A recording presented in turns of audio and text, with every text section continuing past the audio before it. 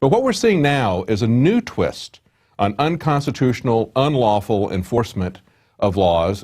We also see now a new twist of a jurisdictional move. Here we've got a situation where Adam Kokesh exercises civil disobedience in a Washington park, and they come after him in an area outside of that jurisdiction using the federal police. So the federal police are enforcing an unconstitutional D.C. law that has been struck down by the Supreme Court. In our article on InfoWars, Adam Kokesh, raided by stormtrooper cops, says numerous police vehicles, including light armored vehicle and 2 low-flying helicopters, barricaded Adams Street. More than 20 armored SWAT team members surrounded the house, as well as a number of detectives and plainclothes officers. Assault rifles were aimed on all members of the team as they were handcuffed without being told why they were being detained. Masked and armored police, why do they wear masks? Because they're not obeying the law. And full stormtrooper gear flooded in and ransacked the residence. The team was cordoned in a front room while Adam was pulled aside for questioning, and of course he was kicked as well while he was handcuffed, we also learned. The raid was conducted by Herndon Police as well as U.S. Parks Police, an arm of Homeland Security. And there's an image on the article there that shows media trucks in place to broadcast news of the raid instantly. Kokesh's Facebook page writes, "How nice of the police to tell the media beforehand that we were going to get raided."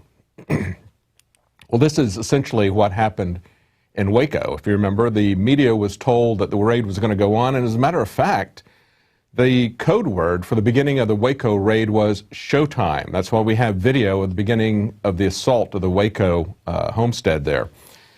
Now, that same mainstream media dutifully reported what they were supposed to do, to report the government's side of the story. Even the Washington Times, which is a conservative paper, in their story refers to it as what Adam Kokesh did, as not as civil disobedience, but as a stunt. Here's a quote from their article: "Activists arrested after loading shotgun in Freedom Plaza."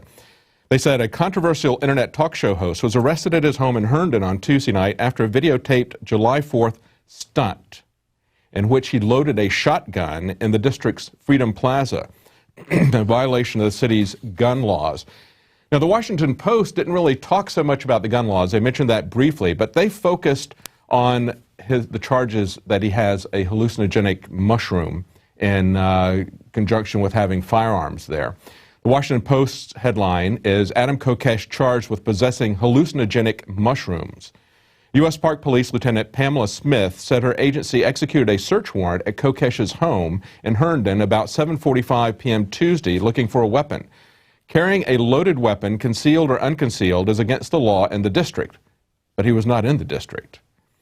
One roommate, Ed Yealy, said he was punched in the back of the head by an officer. They estimated 30 to 40 officers participated in the raid, said that clothes were dumped in the center of one bedroom, a mattress was pushed up against the wall. They were there for over 5 hours, drilling through a safe, doing various things, just basically doing everything they could to find anything they could pin on Adam Kokesh. And it reminds me of what Stalin said, or one of his lieutenants: "Bring me the man and I'll find the crime." You have enough time with somebody, especially when you look at the thousands upon thousands of laws that are in this country, you can pretty much pin anything on anybody, given enough time and given access. I mean, certainly we all know that Adam has no respect for the illegal, unconstitutional war on drugs, but it's not beyond comprehension that they could have planted these mushrooms there. He may have had them there, he may not have had, but in 5 hours they can pretty much plant anything they want to there. Now, charging documents, this is also reported from the Washington Post, charging documents filed in the court Wednesday morning said that Kokesh was charged with possession of hallucinogenic mushrooms, a Schedule I narcotic, while possessing a firearm. Possession of a Schedule I or II drug is a felony in Virginia, punishable by up to 10 years in prison and a maximum of $2,500 fine. If convicted of possession of the drugs while also in possession of a firearm, he would face an additional minimum of 2 years in prison. Well, basically, Adam has put it here on the line, and we really appreciate his act of civil disobedience. It's very important that when the government is acting in a criminal manner, essentially the same thing that happened with Ed Snowden. Here's a person who is being vilified as a criminal, being hunted down by the U.S. government, and yet what he did was expose criminal actions by the U.S. government. He didn't send trade secrets to another country for profit or personal gain. What he was doing was exposing criminal actions by our own government. And when the people who do the right thing, like Snowden, when people who do the right thing, like Kokesh, it's Kokesh who is obeying the law. It's Kokesh who is illustrating that the Constitution says one thing, the Supreme Court says the same thing, and the District of Columbia says something else. But I want you to think about how this is treated differently. Look at the case of the football player for the New England Patriots, Hernandez, who was arrested. Now, they didn't kick his door down. They didn't stay there and bully people in his household for 5 hours. Instead, they just came in and arrested him. Also, look at the difference in the way they treated NBC's David Gregory. If you remember, as part of a newscast, he held up a firearm that was prohibited under D.C.'s gun laws. And for holding that up, he could have faced, for having possession of it, he could have faced a $1,000 fine and a year in jail. And certainly other people, as part of the news crew, could have been exposed to that. And yet, the Attorney General in District of Columbia said he wasn't going to press charges for them because they're their partners in the mainstream media.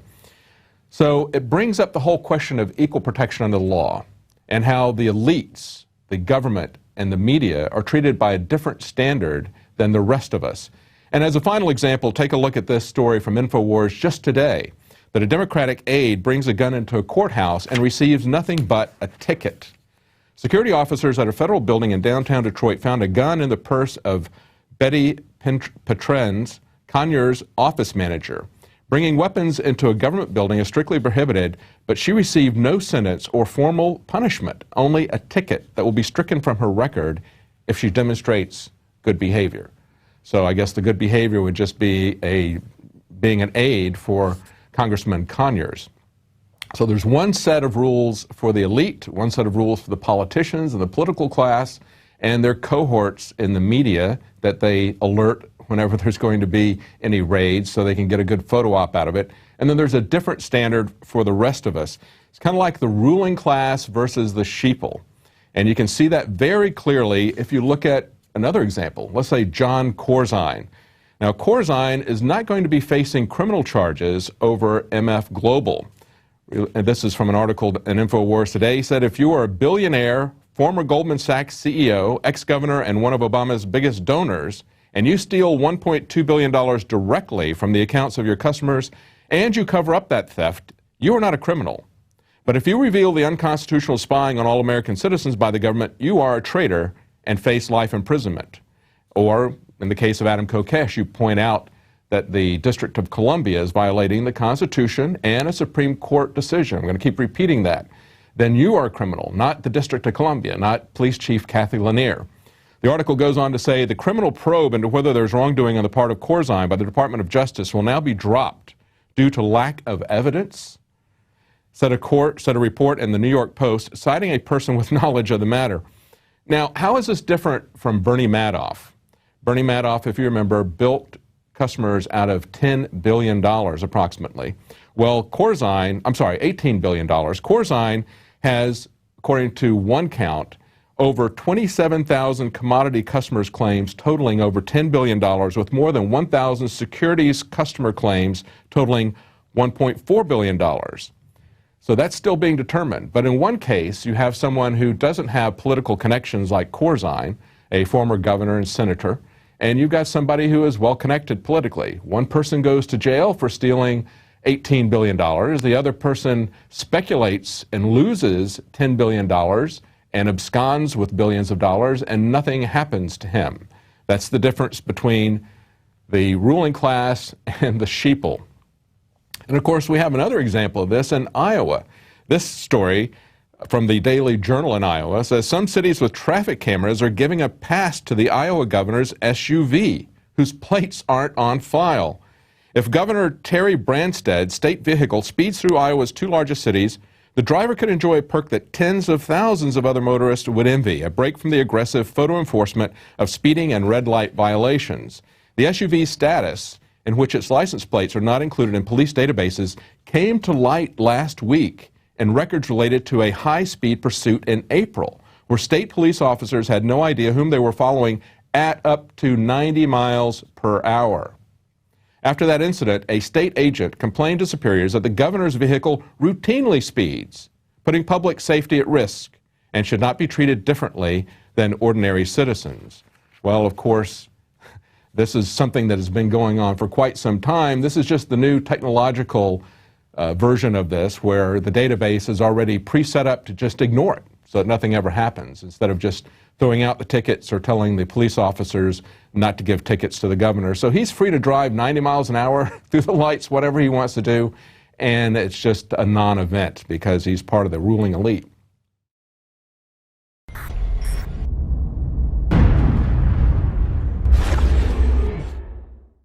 Because there's a war on for your mind. That has been our motto here at InfoWars for my 18 years of battle against the globalist. And now we see the open announcements of global, private, corporate tyranny over our governments. That's what the New World Order is an unaccountable private combine of organized crime engaged in corporate takeovers of nation states and the conscious attempt to abolish basic rights and fundamental liberties. Infowars.com is not just leading the charge against this here in the U.S. or North America. We are leading the charge worldwide.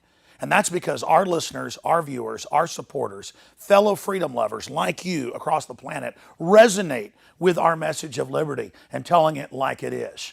And that's why for the last 2 years especially, I have thrown everything I've got, my time, my energy, our backup capital, everything into really trying to awaken the sleeping giant that is humanity. And that's why the July issue that just came in a few days ago is so important. We've already sold about half the stock we have of it at cost in groups of 10 up to 100 in bulk.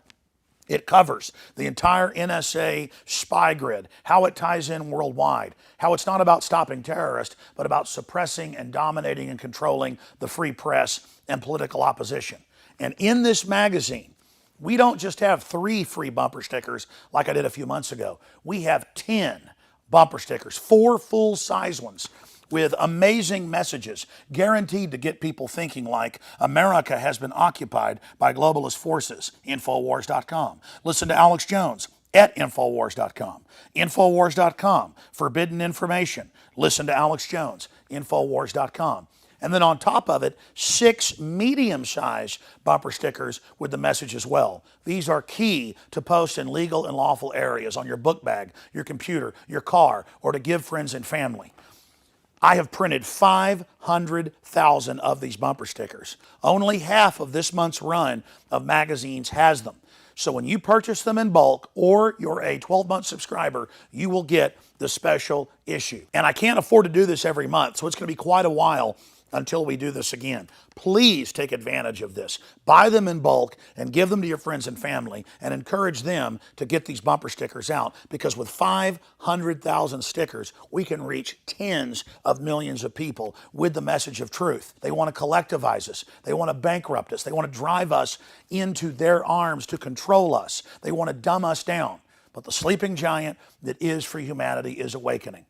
So I want to thank you all for your support. I want to encourage everybody to go to InfoWarsStore.com and to get a 12-month subscription or to give a gift subscription. Imagine 12 of these coming to your friends or family's door to wake them up. Or to give a gift subscription to the local police department or your local congressman or woman. This is how we're going to affect change, voting with our dollars and voting with our time. Again, visit InfoWarsStore.com today to subscribe, to get the magazine in bulk, or to give a gift subscription, or to give yourself a subscription to wake up friends and family. I am all in. I am committed 110% to not mince words and to not back off and to boldly confront the globalist. And our listeners and supporters, our info warriors, who aren't behind us, they're right beside us. So I want to thank all of you that have supported us in the past, and I want to encourage all of you out there who may be on the fence, that know this information is true, but have been scared to take action. You had better be scared of not taking action and letting this monstrous system come to fruition. Now is the time to commit. Now is the time to say which side of history you're on. Now is the time to stand against the globalist and the New World Order. And regardless of whether you get this July issue, this July 4th Resistance to Tyrants issue, spread the word about liberty, resist corruption in your area. Millions of us